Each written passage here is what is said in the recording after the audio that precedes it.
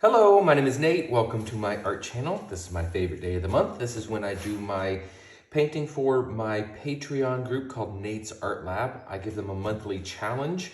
And this month it was to use acrylic paint and plastic wrap to create really cool structure and texture on the canvas. And I have a really fun idea I'm going to play with. I've seen this for years on Instagram and TikTok and that kind of thing, where people use bubbles to create a texture.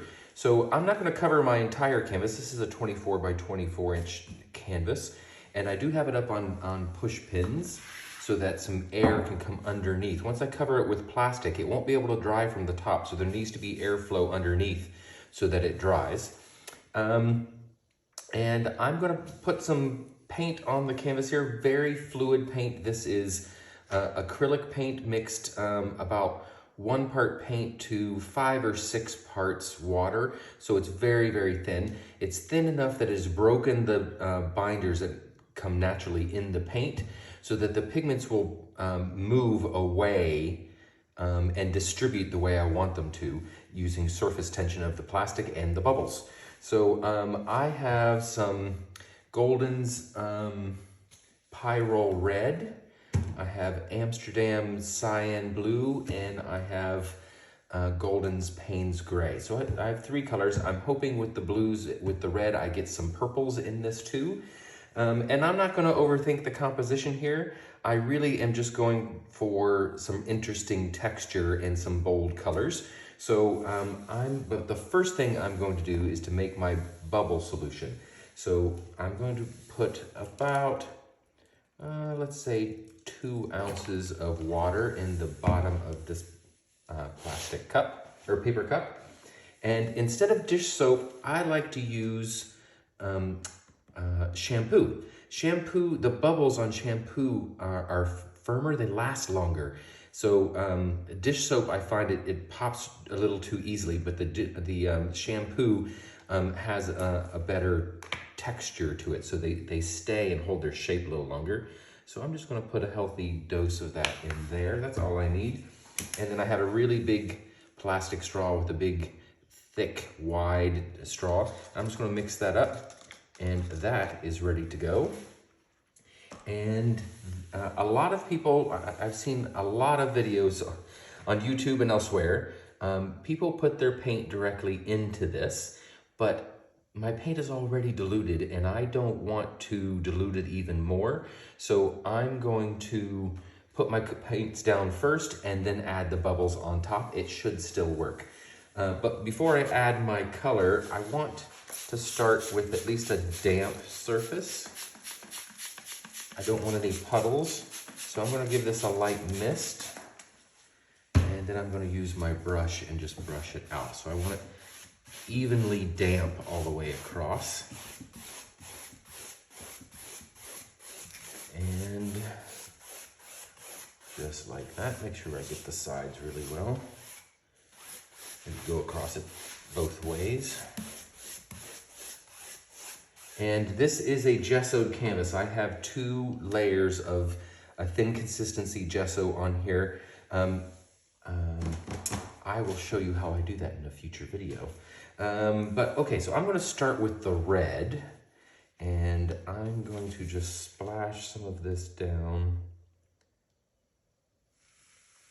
And a bit of a line here like this, going diagonal. And that's going to travel a bit, and that's fine. Let's put the blue here, the cyan, and a little bit over here, and up here. There we go. Those are going to meet and start mixing, which is awesome. And I want a little bit of this darkness up here. I'll put a little here and there. And then the rest of this I'll cover with this. That's plenty of pigment. Maybe a little bit over this over here too. There we go. That's plenty of pigment. I'm actually going to just use my hand to spread that around a little bit. Take it to the edge. Like so.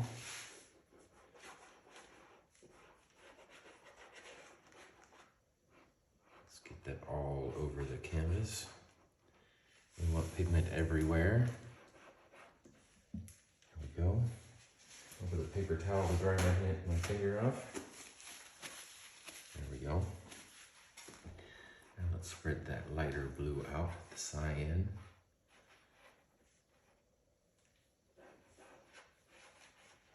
All the way to the edges. Let's bring some down in here.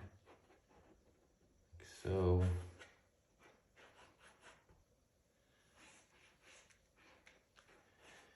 And now let's move that red around a little bit.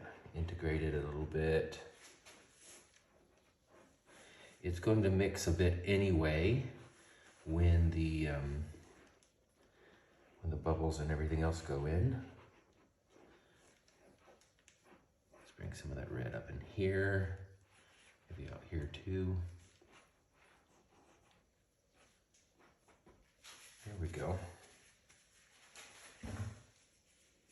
All right, now we're going to strategically place some bubbles. I don't want them everywhere. But maybe here in this area where it's, I want to mix that in a little better. We'll push some of that extra off right there.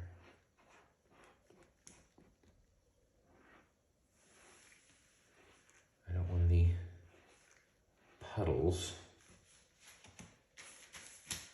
There we go. All right, let's do the fun part and blow some bubbles.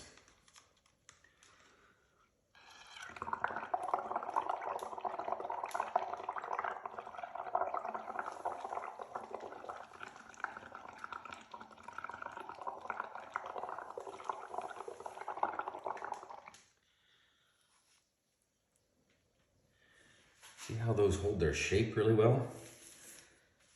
That's cool. That's going to spread out a little bit. See how it's pushing the pigments away, but it's gathering it also? That's because we've broken the binders in the paint. Okay, maybe a little bit down here in this corner.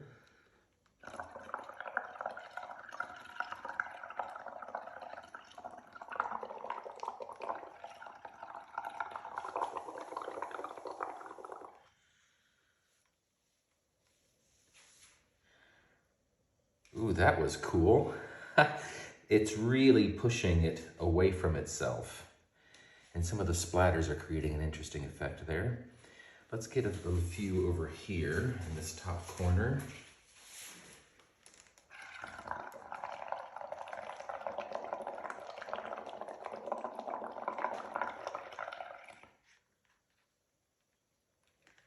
See if we can bring it right to the edge a little bit.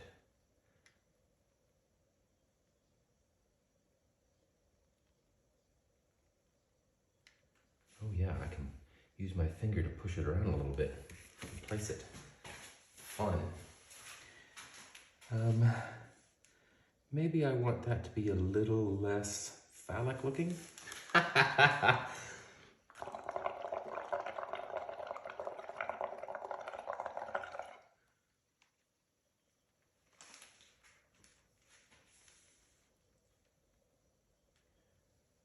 Marry those up there. There we go. Nice. I like that. We're into the red over here. We're into the cyan over here. Mostly the Payne's gray here. All right, so now let's put our plastic wrap over top. So this is not, this plastic I'm about to put on is not like Reynolds cling wrap. This is the type of wrap that comes off of my canvas when it's delivered to me. It's the kind that they wrap pallets in and bags at the airport and that kind of thing. So it's a little firmer, and that's what I prefer to use for this kind of thing. Get this stretched back out. There we go. And let's lay that down gently. I hope they don't all pop. I hope we keep some of those air bubbles. Most of that has popped. That's a shame.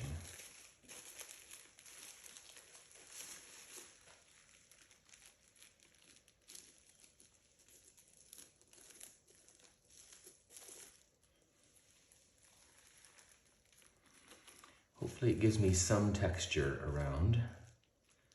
We'll leave that like that. Anywhere that there's not bubbles, I'm pressing it directly down on the canvas. It's creating some air pockets, which are fine.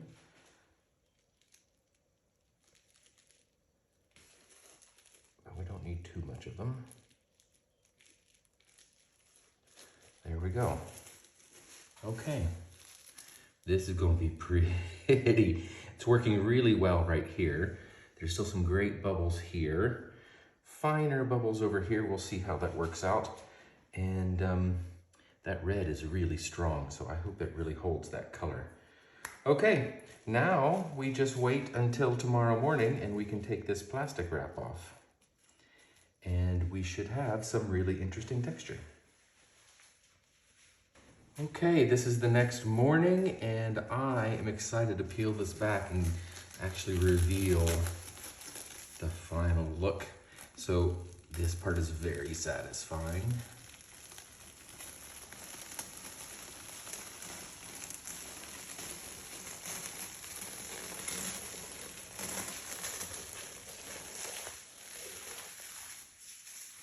Oh, wow.